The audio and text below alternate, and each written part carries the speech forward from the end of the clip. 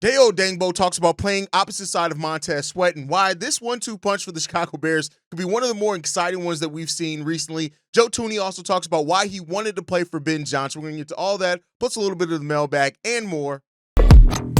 What's going on, Bears fans? Welcome to another episode of Chicago Bears Central, your number one spot for everything Chicago Bears related. I'm the host, Derek Hayes, but more importantly, you guys can follow the channel at Chi Bears Central on every social media platform we happen to be on. With that said, let's go and get into this content for today. And Dayo Odenbo, a player that the Chicago Bears went out and got, a young guy with tremendous upside that still is going to bring that dog mentality to the Chicago Bears. When you look at this combination of size and speed, right, that's going to be something that can make him so incredibly dangerous for the Chicago Bears. We know that the sack numbers that he's had over the course of his NFL career aren't necessarily ones that jump out the stat sheet at you, but then when you dig into the weeds, look at the sack per snap production, those type of things, the fact that he came from a 3-4 defense, he's moving to a 4-3 defense, the fact that he is going to be used on the interior and out on the edge as well. This is a guy that can be a very versatile weapon under a Dennis Allen defense, and he talked about playing on the opposite side of Sweat where he said this. He's dominant on the D-line, and it's exciting to be able to play across from him and learn from him. To be able to learn from him in person, be a teammate, learn from him and help him grow, it's going to be exciting. And then along with other guys on that D-line, I'm excited to get to work with them and grind with them. This Chicago Bears defensive line has the potential. I want to be clear here. The potential. Not everything is realized, but the potential to be a group full of dogs. Imagine looking at a defensive line across from you that's going to have Dayo, it's going to have Montez Sweat on the edges. Then you're going to have on the interior, you're going to have Javon Dexter, Grady Jarrett, Andrew Billings. Right now, I still think that there's a little questionable depth behind those three guys on the interior defensive line. The Bears are going to either find that when you look at in the draft or, see if they have any free agency moves, or maybe finally Zach Pickens actually steps up into the potential that the Bears thought they were getting when they drafted the young, talented defensive tackle in college. But I think overall, the versatility that Odenbo's bringing to this defensive line can be huge, especially with the defensive line that lost DeMarcus Walker, right? And so, with losing Walker and the depth that we lost there with his ability to play on the interior or out on the edge as well, Odenbo's coming right in there and stepping into a clear role that's crafted out there for him. And you have Grady Jarrett there being a leader on that defensive line as well. Man, this defensive line can have the identity that you look for from a Chicago Bears defense, right? That dog, that nastiness, right? You pair that with TJ Edwards at linebacker, and hopefully Tremaine Edmonds looks a little bit better. Like, not to say Tremaine Edmonds hasn't been terrible, right? I think some people talk about Tremaine as if he's been terrible. He hasn't, but he definitely hasn't lived up to the contract, right? Two things can be true at the same time. He hasn't been absolute dog water, but at the same time, he hasn't been what we paid for him as one of the top linebacker prospects on the free agent market the year that we got him.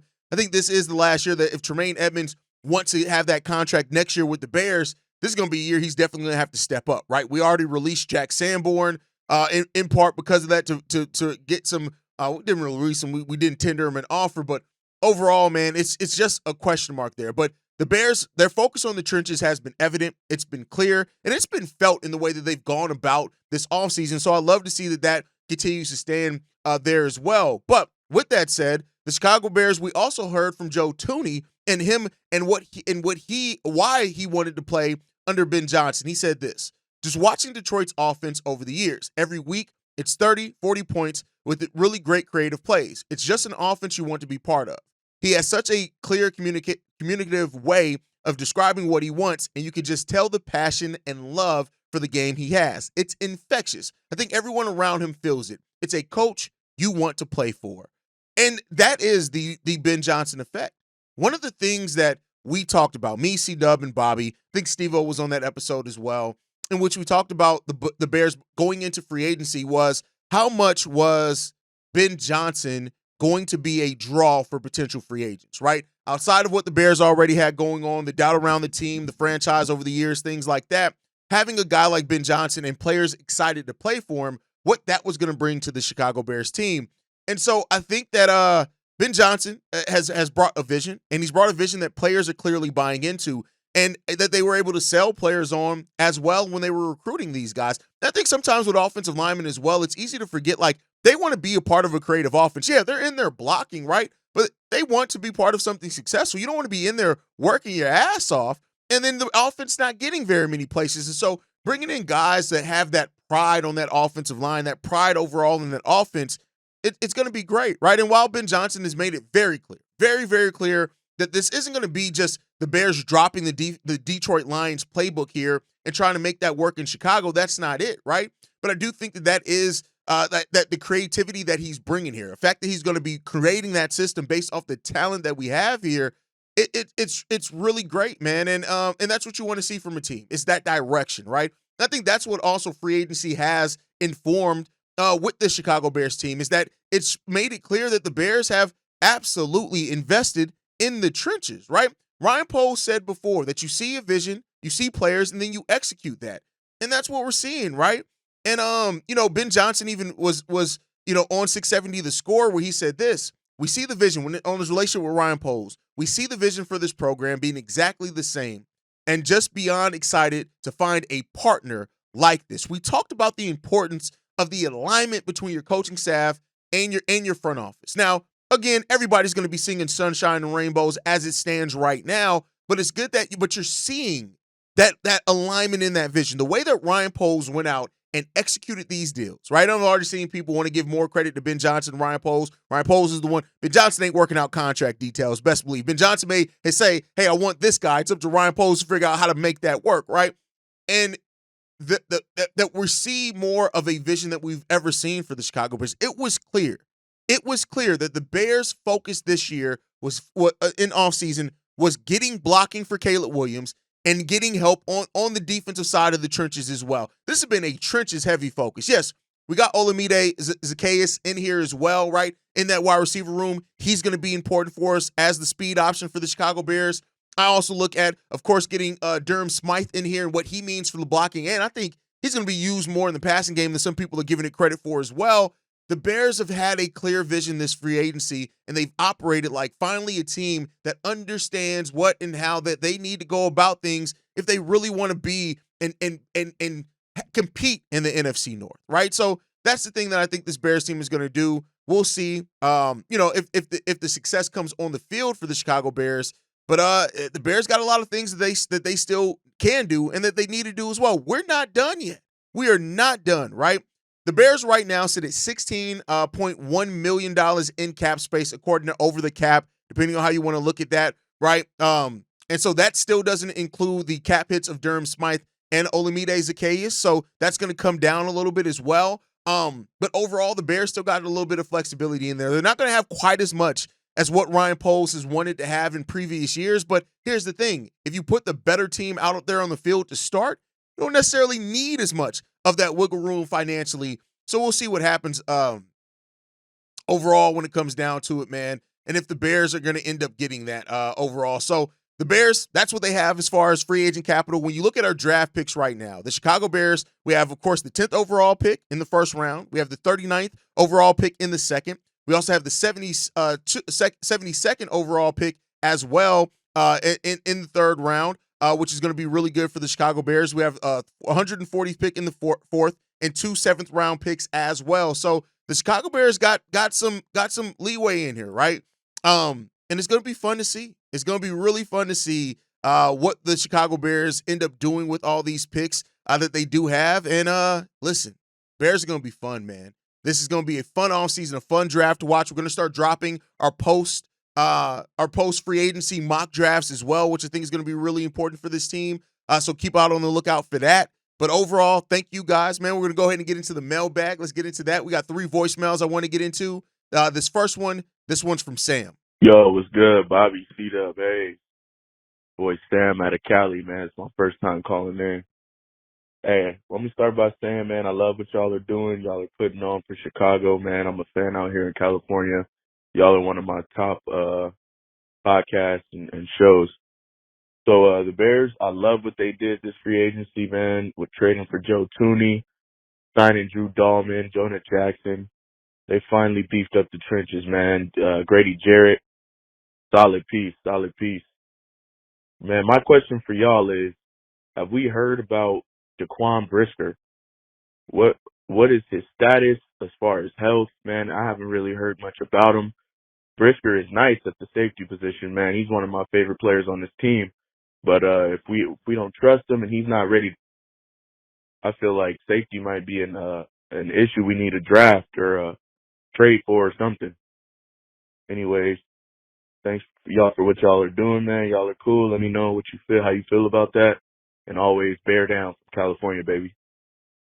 Bears working on both sides of the trenches was evident. And that's, what I talked about at the beginning of this. The Bears and the work that they put in the trenches this year has been great to see. And I hope that we see the results in that. Now, as far as Jaquan Brisker, right? Other than him talking some shit to CeeDee Lamb, which I really do appreciate, he's been vocal as far as liking the acquisitions that the Bears have made. We haven't really heard a whole lot on his health, right? Now, the last thing that we did see is that he is expected to be healthy and ready to go by training camp. And, that shouldn't be too surprising. When we look at where he had his injury at, if he is not ready to go by training camp, that's going to be the more concerning thing, right? So I think it's going to be fine. The question is how long can he stay healthy? That's the biggest thing with Jaquan Brisker. He is going to have to really, in an important season as well, where extension could be coming at the end of the season, Jaquan Brisker needs to stay healthy. You're right. When he's on the field, he's everything that we need him to be, right? But you also got to look at how much development has he missed out on by not being out on the field, right? Like, how much better could he be if he was out there on the field? I know the Bears season went all to hell, but like, you still need those developmental reps, right? You still need to gain that XP. So that's an important question to ask when it comes to Jaquan Brisker, but we know when he's healthy, we've seen the dog in him. We've seen how he's been able to be used inside the box, outside the box, the versatility that he brings with Kevin Byard. And I think when you're adding into that with a guy like a defensive coordinator like Dennis Allen, Jaquan Brisker could be in for his best season yet, but he has to be on the field to have that best season. So I agree with you, like, concerned about what that health status is. But I'll say this. We haven't heard any questions that he won't be available by that. So the last thing that we heard, we'll just go off that, and we'll see what it's going to look like afterwards, man. But hopefully he's going to be out there and ready to go. That's what we can hope. All right, let's get into the next one, man. This one's from Chris Evans. What's up, CBC? It's Chris Evans again. Sorry for calling back a second time. I'll be stuttering, so I'll be like redoing my calls. But anyway, I just watched the episode with Bobby throwing out there, like, what if we got a tight end instead from Penn State? And I actually know who he's talking about. I've been watching Penn State football for the past couple of years. They pretty good. And honestly, I would compare them to like the Bills. Like, they keep making deep runs in the college football playoffs. The coach is putting together a team, and I think he's got some principles that he's got these students following him. Like, they be making like the semifinals and then get blown out. Like, this should be wild. Whether it be Pitt or Oregon, like, they be getting cooked. But Penn State's a good program. The specific tight end that Bobby brought up, I forgot his name, so quote me on that. Sorry. But he did turn some heads at the Senior Bowl. And my first thought in my last call was to bring up him, but I thought, damn, maybe the Raiders would get him. Maybe the Browns would get him. So, I went with a different tight end. But I think getting a tight end in the first round is not off the plate. Cole Kmet does need some cohorts. But what do you guys think about this? DeAndre Swift gets traded in 2026, maybe for a fifth-round pick, depending on how he does and how much he's paying or how much he's asking for. If we do get a running back in the first 2 rounds, I'm going to be honest, my opinion, yes. Would it be smart? Yes. Get draft capital, get the money off your books. And honestly, I think Rojo might go first, but what do you guys think? Get rid of DeAndre Swift by 2026, get the money off our books and pay somebody else? Let me know what y'all think. Chicago up, bear down. Tyler Warren is a damn good prospect. Take nothing away from Tyler Warren, and that's what the Bears have done, and we keep talking about this. They've added so much possible flexibility to what they do in the draft with the way they've gone about their free agency, and that's great, right? That's where you want to be in a place. You don't want to be in a place where it's like, well, damn, maybe we're not happy with the tackles here, but we absolutely have to take a tackle, so let's take them. Like, the Bears are in a place where they can go best available with their first-round pick. They can go best available, right? And so that's the thing. And I think that's a really good place that the Bears have put themselves in that place, right? Now, as far as Swift, I don't get the rush to move on from Swift from some people. Like, in no way am I saying that DeAndre Swift is the most amazing running back in the league, But I think when you look at him over, almost 1,300 yards from scrimmage last year on an offense that was shitty. Like, the Bears' offense was crap the majority of last season, and our offensive line wasn't good. So I think with now the improvement in the offensive line that, we're going to see even better DeAndre Swift. Now, I do think that we're going to get a running back in this draft. I think that the writing's on the wall for that. Just to be frank. But I think that we've seen with Ben Johnson, and again, not to say that he is going to replicate exactly what he did in Detroit, but we've seen that Ben Johnson likes to have a dual threat running back, right? So because of that, I don't know if that we're going to see DeAndre Swift just be traded right now. Even if we do draft a running back, I still don't think that means that we're just all of a sudden going to jettison off DeAndre Swift for nothing, right? It really depends on what the Bears do. But I think that a dual threat backfield, now Roschon plays a part in that. Ian Willer may play a part into that and how they view that long term too. But I think if we do draft a running back, whether it's Genty, Judkins, or whoever else, Hampton, whoever else it is, right? If we draft a running back, I don't think that necessarily means that we're going to be looking to just flip Swift if we don't have somebody else. Now, one of the things as well that I could say is that there's running backs in every draft, so you can always kind of re-up there as well, which is a possibility, and we'll see what happens there, I guess. But you guys can let me know how you feel on that down below. All right, let's get into the last voicemail, man. This one's from Chris Evans. I'm sorry, no, that one. This one's from 7. Hey, C-Dub, Bobby, Steve-O, what's good with y'all, man? Take care. Hey, peace and blessings. This your boy 7 from Inglewood. What's good?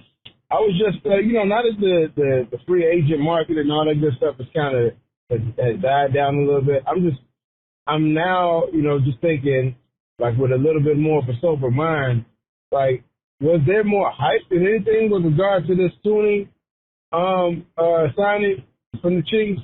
And I'm just saying because, everybody was talking all this stuff about Trey Smith and Thuney, coming from the Chiefs, so the possibility.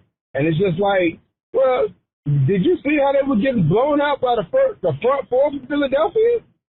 So, I get it that obviously it's the O-line is a team sport and a team strategy. However, common space, it just seemed like these guys, as part of the team, didn't hold up their end of the bargain. Mahomes was getting sacked left and right. They couldn't run the ball for nothing during the Super Bowl. So, do you think that we may have been bought into the hype of these players more so than the actual fact of, okay, well, Thuney is a guy who's, 19 years in the league, and, even though he hasn't missed much, he did get blown the hell out in the Super Bowl. Trey Smith is a guy who hasn't given up many sacks, but, however, common space, most recently, he gave up a whole lot in the Super Bowl. So, and I'm not saying he gave up sacks, but still, he gave up penetrations and he gave up, hurries on the quarterback.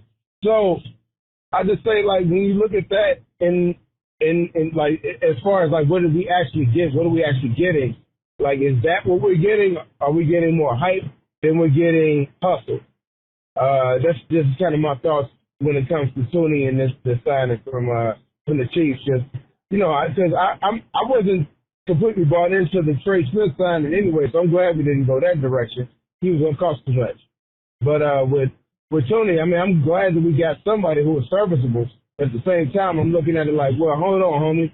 You know what I'm saying? The NFL is, what have you done for me lately, league? And most recent thing you did was get blown the hell out.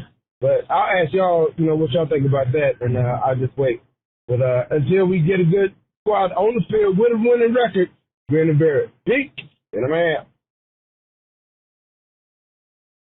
No, I think what you said is the key thing there, right? Is that the whole entire offensive line got beat up in the Super Bowl. So you can't overlook career performance and look at one game that is, per what we've seen, an outlier, and then say, oh, well, maybe everybody's overhyped. No, it was one game. And I think when the whole offensive line gets beat up, that it was just great scheming by the Philadelphia Eagles defense. Like, they schemed a great game where they were able to take one of the historic strengths of the Chiefs and beat it up. And so I don't think you can look at that and say that all of a sudden that these guys are overhyped. They're damn good. They're good. You've seen it in the sacks. You've seen it over years. It'd be different if we just had 1 year of them being good and it was like, well, shit, when it mattered the most, they look like shit. No, they've won Super Bowls as well, right? So is it an anomaly? Or is it something that that you just look at and say it was one game, right? It was just one game. And I don't think that's too rough to say. So, no, I think we still upgraded this offensive line truly, and I think that Thuney's going to be a big part of what the Chicago Bears do. And I think this offensive line is going to definitely go to a strength for the Chicago Bears. But we'll see once the games are on, and we'll see what that brings. But, guys, thank you so much for tuning in. Make sure you guys are following the show at Chi Bears Central. You can send us any feedback, questions, comments, concerns. ChicagoBearsCentral@gmail.com. Lastly, if you want to leave a text message and our voicemail for the mailbag, the number to do so, 773-242-9336. We are the #1 spot for everything Chicago Bears related, but that's thanks to you, lovely and beautiful people. And like I like to end every episode on, Chi-Town up, but bear down. Love you guys. Peace, y'all.